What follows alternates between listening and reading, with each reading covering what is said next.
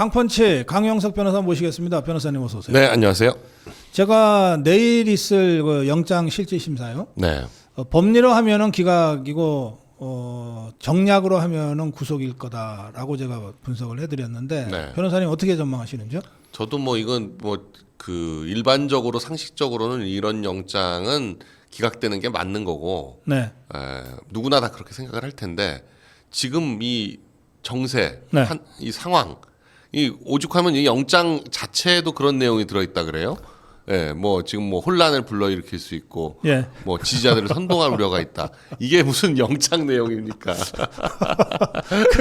아니 일제 때 예비 검속이라는 게 있었어요. 딱 보기에 불안해 보이면 일단 잡아 넣어놓고 보자 네. 이건데 네. 지금 그거죠. 왜 밖에 있으니까 자꾸 혼란을 일으킬 염려가 있으니 일단 잡아 넣어달라. 네. 그게 영장 내용이에요, 사실은. 아니 네. 참, 이거 하여튼 그런데 이것들이 또 그 윤석열 대통령 변호인단을 네, 협박을 하고 있어요. 예, 협박하고 있는데 네. 그 보니까 그 영장에 그런 내용이 있다면서요. 피의사실 공표죄는 수사기관에 해당되지만 어쨌든 네. 우려가 된다. 그러니까 변호인들이 그 영장을 등사를 해서 네. 뭐 하여튼 복사를 해가지고 언론사에다가 알렸다거나 네. 뭐 일반인한테 알리면 이게 무슨 죄가 됩니까? 글쎄 저는 뭐 그런 죄가 있다는 거 처음 들어봤는데 뭐 가장 비슷해봐야 업무상 비밀 누설죄일 텐데 예. 영장 내용이 업무상 비밀일까요? 나는 그거 자체가 말이 안 된다고 생각을 하는데 네. 그러니까 그냥 뭐 무조건 지금 그 피의 사실 공표라든지 이런 거는 네. 피의자를 보호하기 위한 거지. 네. 피의자가 공개하기를 원하면 당연히 공개가 돼야죠. 네. 아니 그러니까 이게 특검이 네. 아니 그래 제가 이 특검과 관련된 논평을 안 할 수가 없어서 하는데 할 때마다 이것들 사실 통과한 거 맞아 싶더라니까요. 아니 그리고 수사를 막 경찰을 시키고 예. 특검을 하면서 네. 그러니까 특검이 자신의 한계를 아는 거죠. 음. 이미 제일 중요한 내란죄로 재판을 하고 있는데 네. 나머지 할 게 뭐가 있습니까? 그러니까 특검의 목적은 윤 대통령을 구속시키는 게 목적이거든요. 예. 그러니까 처음부터 내란죄가 중요한 게 아니라 뭐 직권남용이나 뭐 공무집행 방해나 뭐 이런 것들로 어떻게 네. 해보려고 하는 거 아닌가. 예. 그러니까 자꾸 그 경호처하고 관련된 네네. 그 경호처에다 뭘 지시했냐 아니냐 이런 걸 가지고 지금 자꾸 하고 있잖아요. 근데다가 여기 그 영장 내용이라고 보도된 걸 보면 네. 무슨 서울 서부지법 사태 같은 무슨 폭동을 네. 뭐 선동할 우려가 있고 막 이런 대목이 있잖아요. 네. 그 제가 윤석열 대통령이 자진 출석한 정황을 쭉 설명을 드렸어요. 네. 아니 그러니까 대통령이야말로 그런 충돌을 막기 위해서 스스로 감옥까지 간 사람이다. 네. 어떻게 이렇게 뒤집어 씌울 수가 있죠? 아무리 저 특검이라 하더라도. 근데 지금 특검이 세 개가 출범을 하긴 했는데 네. 그 수사하는 방향이나 모든 걸 보건데 예. 뭐가 나올 만한 특검은 내란 특검에서 윤 대통령을 어떻게 하든지 구속영장을 발부받아서 구속시키는 거. 내란 재판이야 어차피 앞으로 2, 3년이 네. 걸릴지 5년이 걸릴지 모르는 상황이고 그렇게 오래 가면 무죄가 될 가능성이 명확한데 네. 일단은 하여간 집권 초기에 이재명 집권 초기에 윤 대통령을 구속시켜 놓음으로써 이 좀 안정을 좀 전국의 안정을 네. 자기들이 생각할 때 안정을 기하자 이게 지금 목적이죠. 그리고 지금 뭐 김건희 특검이나 최혜병 특검은 아예 나올 게 없잖아요. 네. 공수처가 이미 2년 동안 뭉개고 있었던 사건인데 네. 그거 아무것도 한 게 없는데 그걸 네. 가지고 뭘 더 하겠어요. 그러니까 최혜병 특검은 아예 할 게 없는 거고 김건희 특검도 할 게 없으니까 지금 삼부 토건 뭐 압수수색을 했는데 삼부 토건에 지금 현재 회장을 피의자로 조사를 하려고 부르니까 네. 자기는 평생 골수 민주당원이고 지금 뭐 이응준인 그 중간에 있는 이원준인가요? 뭐 이원 그 김건희 여사랑 친하다는 그 도이치뱅크의 뭐 무슨 그, 베스트 네. 뭐 인베스트먼트 뭐. 그 사람도 모른다는 거예요. 예. 윤 대통령 부부는 아예 모르고 예. 그 사람도 모르는데 자기가 무슨 관계가 있냐. 아무 관계가 없다. 자기 지난 대선 때 이재명 캠프에 있었다. 예. 그렇게 한다는 거죠. 그리고 그 전에 문재인 때도 문재인 캠프에 있어서 자유총연맹이 그때 이제 문재인이 임명한 좌파 인사들이 대거 자유총연맹에 들어갔었는데 예. 그때 같이 들어갔었나 봐요. 어허. 그랬다가 윤 대통령 들어오니까 자유총연맹 바뀌면서 쫓겨났다.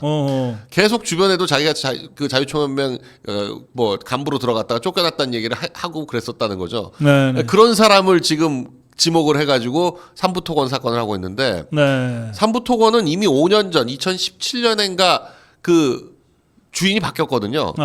지금 주인은 그 오히려 SM그룹하고 관계가 있고 이낙연의 동생이 지금 거기 대표로 들어가고 그러니까 전혀 지금 주인이 달라졌는데 거기가 주가가 올랐다는 걸 그 김건희 여사하고 걸어가지고 예. 예. 그 참 뭐 할 게 없는 거죠. 그리고 주가 조작이라는 건 몇 년 걸리거든요. 계좌를 추적해야 되기 때문에 네네. 원래 몇 년 걸립니다. 주가 수사 조작. 자체가. 왜냐하면 한 계좌를 털면 예. 그 계좌에 연결돼 있는 계좌에서 누구랑 연결됐냐 이걸 봐야 되는데 그럼 또 영장을 받아야 되거든요. 그럼 이 계좌를 털어서 이 계좌 주를 불러다가 이런 것들은 누구하고 관계 있냐라는 걸 확인하려면 이것도 영장을 받아가지고 또 하고 이렇게 가야 되는데. 예. 그러니까 그게 시간이 얼마나 많이 걸리겠습니까? 그게 그 남부지검입니까? 그 금융 증권합동 특수수사단. 그게 그걸 주로 하는 거예요. 네, 그거를 네. 추미애가 해체해 버렸잖아. 해체했다가 다시 이제 윤 네. 대통령 때 만들었는데 네. 그 정도 거긴 이제 금감원에 계좌 추적하는 사람들이 들어와 있거든요. 네. 그 정도 전문성이 있어야지 증권 사건을 하는 건데 지금처럼 특검이라고 해가지고 사실 그 김건희 특검은 판사 출신일 거예요. 예. 그러니까 이 증권범죄 사건을 해본 적도 없고 뭐 조혁당에서 추천했다. 어떻게 수사하는지도 모르는 사람이 그러니까 말도 안 되는 걸 지금 덥석 시작을 한 거죠. 루머만 가지고. 경찰 검찰의 수사가 하나도 없어요.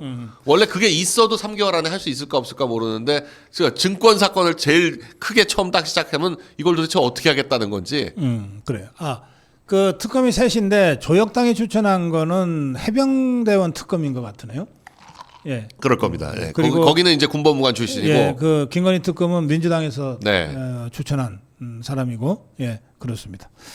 자, 하여튼 지금 당장 내일 그 윤석열 대통령이 다시 이제 구속될 것인지 아니면 이제 귀가할 것인지 네. 이제 갈림길인데 밤 늦게까지 진행이 되겠죠? 그렇겠죠. 이건 뭐 특검 쪽에서는 네. 지금 언론 플레이가 특검의 사명이다 이렇게 생각하고 있는 것 같아요. 소환 가지고 그렇게 얼마나 실갱이를 벌였습니까? 네. 그러니까 이 내일은 정말 이벤트다 생각하고 뭔가 만들어내려고 이 조은석 특검 자체가 네. 윤 대통령하고 뭐 나름 자기는 그 악연이 많다 이렇게 생각을 하는 입장이고 네. 이 특검을 아주 그냥 자신의 뭔가 그 박영수 특검처럼 네. 자신의 뭔가 그 인생의 어떤 이벤트로 만들려고 하는 티가 역력해요. 그 박영수 때도 그런 얘기가 많았어요. 정치권에서는. 네. 이게 저 박근혜 대통령만 잡아놓으면은 법무장관을 보장받았다더라. 네. 법무장관이 아니라 박영수 본인은 총리를 생각했다. 총리를 생각했다는 거예요. 왜냐하면 이 무게가 네. 역대 특검하고는 전혀 다르다. 특검이라는 것 자체가 이미 장관급입니다, 거의. 예, 네. 그 검사장급이 아니고 특검 보가 검사장급이고, 예. 예, 특검은 장관급이기 때문에 법무장관 정도가 아니라 총리 정도는 해야 된다. 근데 막상 이제 끝나고 나니까 박영수 지금 감옥 가 있잖아요. 네. 그래요. 예, 헛꿈 꾸는 것들이 참 많은 세상입니다. 자, 저 국민의힘 얘기 좀 해보겠습니다. 그 안철수가 닷새 만에 혁신위원장을 사퇴하고 당대표 출마를 선언했는데 지금 이 국민의힘 상황을 어떻게 보세요? 근데 그러니까 안철수라는 분의 어떤 개인적인 독특한 캐릭터. 네. 이게 또 한 번 드러났다. 이 문재인 때도 문재인 쪽 그 대깨문들 그쪽에서도 네. 안철수에 대해서 아주 그 전래전래 학을 뗐어. 학을 뗐다 그랬거든요. 그 철수 맛이라는 표현을 쓰는데 이 철수 맛은 정말 도대체 어떻게 할 수가 없다.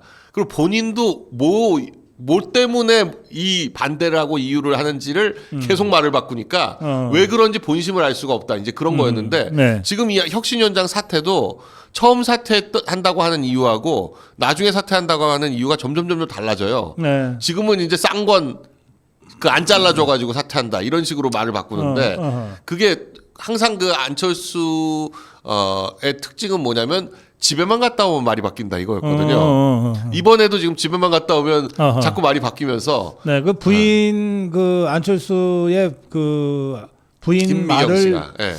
굉장히 잘 듣는다 그러죠. 네. 예. 그러니까 그 밖에서 남들이 이제 얘기하면 그래요 그러고 하다가 이제 그런 거 왔네요 하고 혁신위원장은 덜컥 받았는데 받아보니까 할 게 없어. 그러니까 부인이 이제 그걸 왜 해? 그냥 전당대회를 나가야지. 그러니까 이제 어떻게든지 혁신위원장을 그만둬야 되는데 그만둘 명분이 뭐지? 뭐 이렇게 하다가 갑자기 이제 쌍권 얘기가 튀어나온 거죠. 그랬을 거다. 네. 뭐 보통 우리가 살아가면서 그 아내의 얘기, 부인의 얘기를 잘 듣는 거는 미담이고 미덕이지 뭐 그런 건 아닌데, 근데 좀 정도가 심하고 특히 이게 정치적으로 중요한 결정을 할 때 네. 예, 그런 식으로 되는 경우에는 여러 가지 뒷말이 나오게 되죠. 네. 그게 뭐 안철수도 그렇고 뭐 김종인도 그렇고 그렇잖아요. 또 이름도 똑같잖아요. 그 두 분은. 부인의 이름이 다 똑같고요. 네. 성하고 이름이 똑같 김미경으로 똑같아가지고 헷갈리는 분들도 있더라고요. 자, 그런데 지금 조경태 출마 선언했습니다. 그러면 그러니까 이게 지금 한동훈과의 조율에서 나온 거냐 아니면 일단 조경태가 먼저 지르고 내가 나갈 테니 당신 나오지 마쇼라는 사인인 건지 지금 뭐 한동훈의 어떤 캐릭터상 조율이 됐을 것 같지 않아 보여요. 어허. 그리고 조경태도 도저히 이제 합의하에 출마하는 건 불가능하니까 그냥 내가 먼저 질러보자. 근데 지금 친한계 내부에서는 점점 이제 그 한동훈의 출마를 부정적으로 보는 시각이 늘어가고 있다는 제가 거거든요. 들은 얘기로는 네. 이제 한동훈 똘마니들 중에 배지 달고 있는 네. 자들은 대개 불출마. 네. 불출마고 배지 안 달아서 한동훈이가 대표라도 해야 뭐 또 당직이라도 얻어 걸릴 네. 원애들은 다 출마. 네. 이런 식으로 갈등이 있다는 건데 네. 그럼 이제 조경태가 한동훈이하고는 합의가 안 됐을지 몰라도 한동훈 똘마니들 중에 배지 달고 있는 자들이 뭐 10명 가까이 그들하고 얘기해보니 예. 당신이 먼저 나간다고 해야 여기서 그런 맥락이 좀 있는 네. 것 같죠? 네. 왜냐하면 뭐 박정훈이니 뭐니 이런 아직 친한 게 남아 있는 네. 그런 사람들은 그 방송 같은 데 나와서 계속 분명히 안 나온다 그러면서 바람을 잡거든요. 아하. 네, 그런 걸로 봐서는 의원들은 안 나갔으면 하는 바람인 것 같아요. 네. 네, 너무 뭐 상습 출마에 상습 패배 이게 뭐 정치 시작하기도 전에 끝나는 그런 효과를 가져오잖아요. 차라리 내년에 어디 보궐선거 나오면 그거라도 나가자. 뭐 이런 식의 대안을 얘기하는데 내년에 보궐선거 나올 만한 데가 지금 인천 계양 하나가 확실한데 나머지는 지금 불투명하니까. 네. 그러니까 한동훈 입장에서도 어디 광주나 네. 전라남도 쪽에는 없나? 보궐선거. 인천 계양만 하더라도 거기랑 비슷하죠 뭐. 네. 알겠어요. 자, 그럼 요거는 조금 지켜보되 제가 보기에는 불출마 쪽으로 가게 되지 않을까 싶어요. 이게 네. 정치판이라는 게 묘해서 네. 먼저 지르면 그게 기정사실화돼 버리니까 네. 그 상수에 따라서 이렇게 좀 따라가게 움직일 수밖에 되죠. 없잖아요. 네. 더구나 뭐 같은 한동훈 똘마니들이라 하더라도 배지 달고 있는 자들하고 그것도 못 달고 있는 자들은 좀 많이 다르잖아요. 네. 자, 그런 변수가 있습니다. 김문수는 출마한다는 겁니까? 안 한다는 겁니까? 뭐 저 발언이나 이 네. 페이스북에 올라오는 거나 모든 걸로 봐서는 뭐 네. 출마는 기정사실화 돼 있는 것 같고 오히려 이 송원석 원내대표 네. 지금 비대위원장을 이 밀어 올릴 때부터 네. 뭔가 약속이 있는 것이 아닌가 하는 느낌이 들 정도로 지금 이 흐름이 김문수 전 장관이 생각하는 대로 가고 있는 게 아닌가 국힘 내부가요. 그래요. 그렇게 보여져요. 이 8월 중순으로 지금 전당대회 날짜는 거의 지금 확정을 지어가고 있는데 네. 아마 이제 뭐 그 장소 예약이라든지 뭐 이런 거에 따라서 하루 이틀 달라질 수는 그렇죠. 있지만 예. 지금 그렇게 지금 거의 확정을 하고 있고 네. 그러면 지금 현재 비대위는 이제 한 달 하는 거잖아요. 한 달하고 한 주 더 하는 거잖아요. 네. 그리고 비대위의 멤버들이 다 뭐 영남 일색이고 대부분 그런데도 그냥 넘어가는 건 그냥 그야말로 전당대회 관리위원회다. 예, 뭐 혁신이도 좌초되고 이제 뭐 선관위 만들어봤자 그게 그거처럼 보여지니까 그냥 순전히 한 달간 관리하는 상황이거든요.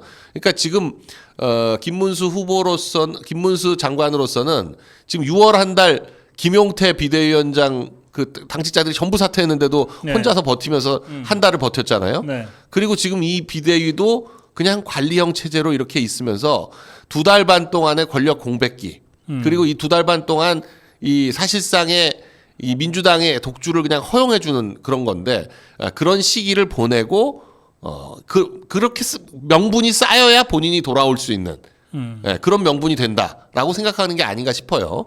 뭐 싸이는 선거 끝나자마자 철봉 시작하고 관악산 지금 계속 오르고 있는데 그것만 봐도 아는 거죠. 뭐 다 새로운 시작이다 그러는데 새롭게 시작할 게 뭐가 있어요 지금 당권밖에 없죠. 그리고 이제 내년 지방선거 이기려면 내가 잡아야 된다 이런 뭐 논리를 지금 개발하고 있겠죠. 그래요. 알겠습니다. 자, 조금 다른 문제 한 가지 마지막으로 좀 짚어보겠습니다. 이재명이가 김종인이를 뭐 특사로 미국에 보낸다고 하는데요. 네. 지금 여러 가지로 지금 우리가 외교적으로 좀 점점 고립되어 가고 있는 것 같아요. 네. 그리고 또 이재명이가 뭐 어쨌든 안 그런 척 하려고도 가끔 하지만 보면 그 종중 종북의 그 본색이 어디 가는 건 아니잖아요. 네. 그리고 가장 먼저 조치들을 취한 걸 보면 전부 김정은이한테 뭐 헌상하듯이 지금 우리가 모르게 드러나고 있는 것들이 꽤 많습니다. 한 달 사이에 예. 굉장히 뭔가 그 그래서 북한 쪽에 주는 사인이 커요. 이런 그 네. 외교 안보 전반에 대해서 이제 네. 한 달 정도 됐으니까 네. 또 특히 김정인을 특사로 보낸다고 하는데 당장 트럼프가 직접 관세 협상을 각 나라 정상들을 상대로 하고 있잖아요. 네. 어떻게 전망하세요? 좀 분석해 주시면. 이게 특사라는 게 네. 그쪽에서 원하는 사람을 보내야 진짜 특사입니다. 그렇지. 네. 그러니까 미국에서 원하고 미국과 얘기가 될 사람을 보내야지 이게 특사지. 네. 김종인은 미국 라인은 전혀 없거든요. 원래 독일 민스터 대학교에서 공부하고 뭐 이런 분이고 예. 미국하고는 별 관계가 없는데 네. 이건 완전히 보면 김종인도 그렇고 이현주도 그렇고 뭐 가는 사람이 그냥 김종인하고 이현주하고 짝지어서 미국 여행 갔다 와라. 특사라는 타이틀을 달고 딱 그렇게 보여지지 네. 뭔가 특별한 임무를 줘야 특사지. 특사라는 이름만 붙는다고 특사인가요? 네, 뭐가 그쪽에서 봤을 때 이쪽 새 대통령의 아주 측근으로서 힘이 실려 있는 사람이 가가지고 뭔가 메시지를 주고 뭔가 타결하고 이런 게 아니고 그냥 언제 갈지 뭐 날짜도 안 나오고 그냥 특사라고 이름만 어허. 발표만 해주고 이거는 국내용이죠 그냥 그야말로 어허. 김종인이 내 앞에 왔다 요걸 보여주는 그리고 지난 대선에서 어느 정도 역할을 했다. 지금 보면 철저하게 농공행상이에요. 아하. 모든 인사가 철저하게 농공행상인데 오히려 지금 진짜 일을 하는 거는 여한과고 위성락인데 지금 쫓아가가지고 겨우 이제 마크 루비오 만났는데 만나고 있는데 편지 날라왔잖아요. 그렇죠. 25%로. 그렇죠. 예, 물론 뭐 일본과 한 12개 나라 같이 보냈으니까 뭐 특별히 뭐 우리가 더 홀대당했다라고 말하긴 뭐하지만 그래도 하여간 특사가 가 있는데 뭐 그 국무장관 방문이 취소가 되고 특사가 갔는데 바로 그게 날라오고 그리고 3주 시간 주고 이 3주 동안 뭐 어떻게 하나 보자 지금 하여튼 내놓으라는 거 아니야. 예, 뭐 내놓을래 이러면서 3주를 시간을 준 건데 8월 1일부터 25% 굉장히 타격이 클 겁니다. 그렇기 때문에 지금 뭐 3주 안에 어떤 걸 내놓고 할지 그리고 제가 보기엔 마크 루비오가 취소된 거는 그 섣불리 장난치려고 한 게 너무 아하. 티가 난 거예요. 중국 전승절에 초청을 받았고 그거 참석을 검토하고 있다. 그러니까 뭐 미국만 뭐 우리한테 그런 게 아니라 중국도 있다. 이렇게 보여준 건데 네. 그랬더니 미국에서 그냥 바로 그럼 됐어 그러면 시진핑이랑 놀아. 시진핑이랑 놀아. 국무장관 취소. 딱 바로 그렇게 나온 거잖아요. 그러니까 미국을 너무 우습게 한 거죠. 이재명의 지금 태도를 보면 외교를 그러면 몰라도 이거 너무 모른다. 김정인이 보내는 게 잘못했다고 사과하러 보내는 건가? 아니 김종인은 의미가 없죠. 음. 그러니까 이 지금 상황에서 미국에서 정말 특사라고 받아줄 만한 사람은 한덕수 정도 돼야 됩니다. 한덕수는 미국 뭐 정재계에서 모르는 사람이 없는 그렇죠. 예, 그 뭐 워낙 유명한 사람이기 때문에 한덕수 정도 되면 그 중량감 있는 인사가 특사로 왔구나. 네. 예. 아 이거 적어도 미국에서 알아야 될 거 아니에요. 그렇지. 한국에서 아무리 유명하면 뭐예요? 미국에서 모르는 사람이 오면 그럼 이 사람하고 인사하다가 끝나잖아요. 그러네. 악수하고 사진 찍고. 그 김종인보다는 강용석이 특사로 더 좋네. 미국에서 아는 사람 많잖아. 그리고 요새는 미국이 하여튼 유튜브 크리에이터 인플루언서들을 네. 굉장히 높게 평가를 하니까. 제가 그런 거는 많이 느껴봤습니다. 그렇죠. 예, 공항에서 많이 느끼게 됩니다. 예. 예, 유튜브 찍으러 왔다 그러면 그냥 프리패스예요. 예, 그러니까 뭐 비즈니스는 아니고 비즈니스라고 그러면 걸리거든요. 그러니까 이스타로 들어오면서 비즈니스라 그러면 걸리는데 뭐 문제가 돼도 유튜브 하고 장비 보여주면 그러면서 이 사이트 보여주면 이 유튜브가 이제 미국 거니까 자기들 뭐 돈 벌게 해준다 이렇게 생각하는 건지 뭔지 몰라도 하여간 그 카지노에 돈 쓰러 왔다고 하는 거하고 유튜브 찍으러 왔다고 하는 거가 제일 통과하기 좋다. 아 그렇구나. 뭐 미국 갈 일이 당분간 없겠지만 혹시 가게 되면 알겠어요. 그건 그렇고 이 북한이 지금 저 방사능 오염 네. 폐수 무단 방류를 한 거는 팩트인 것 같아요. 네. 여러 가지 정황으로 봐서 이거 IAEA가 바로 개입할 사안 아닌가요?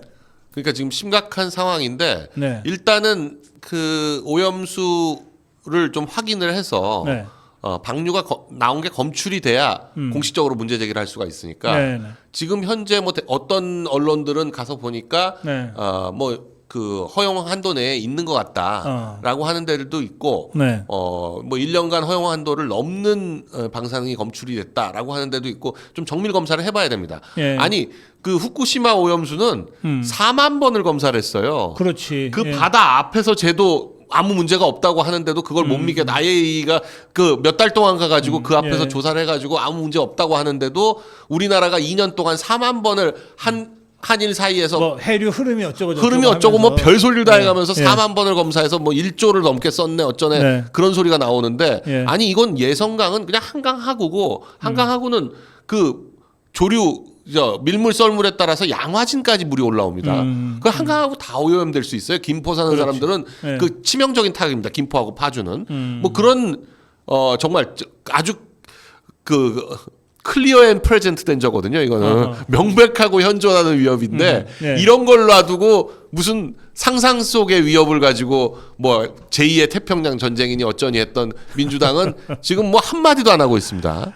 예. 알겠습니다. 저는 이 아파치 문제도 이것도 아파치 헬기. 참 이것도 기가 막힌 게 예. 이제 어디선가 돈을 빼서 돈을 만들어야 되잖아요. 32조를 그렇죠. 예. 추경을 하고 하려면 뭐 추가도 하지만 있는 거에서 빼서 붙이기도 하는 건데 지금 아랫돌 빼서 윗돌 갠다고 하는 게 딱 맞는 게 무슨 여러 가지 복지 예산들 깎아가지고 붙이고 국방 예산에서는 이걸 뺐는데 예. 아니 뺄 걸 빼야지. 어떻게 작년에도 감액할 때 보면 어. 아주 기가 막히게 국방 예산에서 조금을 깎더라도 굉장히 치명적인 것들, 그러니까 이를테면 정보에서 눈에 해당하는 어허. 그런 것들을 탁탁 깎았거든요. 그러니까 마치 이건 국방 예산을 오랫동안 들여다보다가 연구를 해가지고 요런 걸 딱 깎으면 조금만 깎아도 크게 효과가 있겠다. 이런 것들을 연구하고 나온 것처럼 어허. 그렇게 마치 북한에서 이걸 보고 우리한테 제일 타격이 큰 것이 뭔가 보고 요런 것들은 빼줘요라고 요구받아서 하는 게 아닌가 하는 그런 의심이 들 정도였는데 아니, 실제로- 이번에 아파치도 그렇습니다. 북한 정찰청국은 그런 거를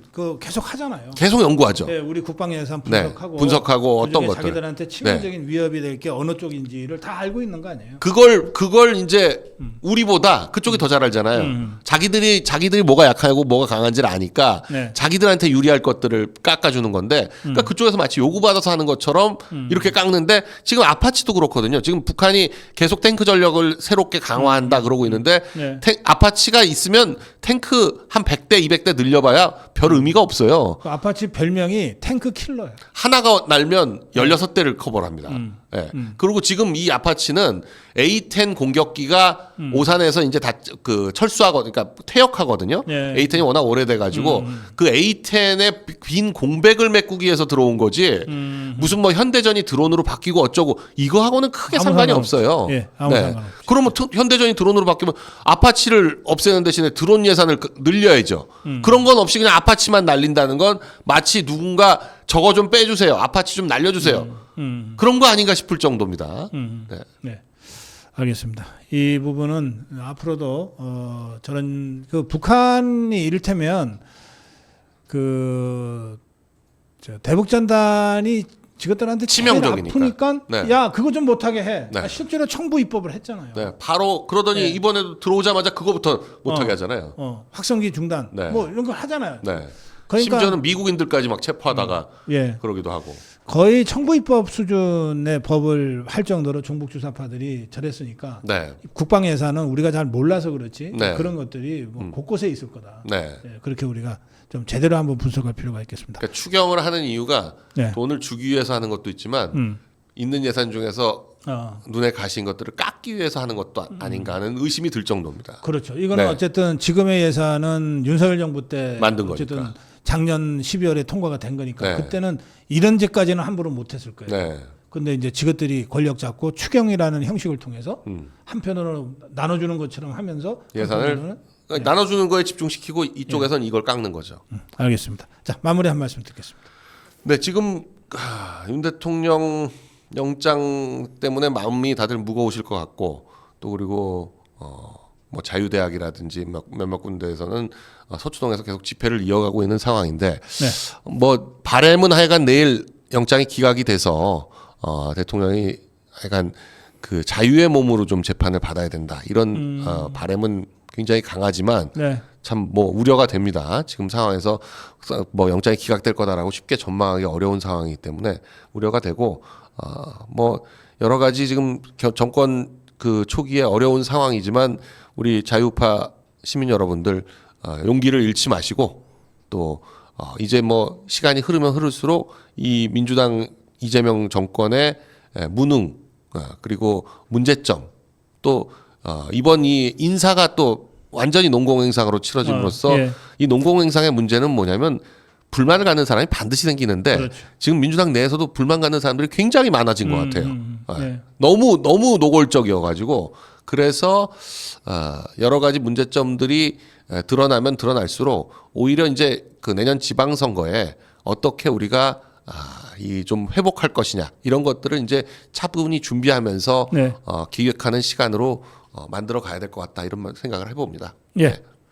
예, 오늘 강펀치 강영석 변호사와의 대담 여기서 마무리하겠습니다. 변호사님 고생하셨습니다. 네, 감사합니다.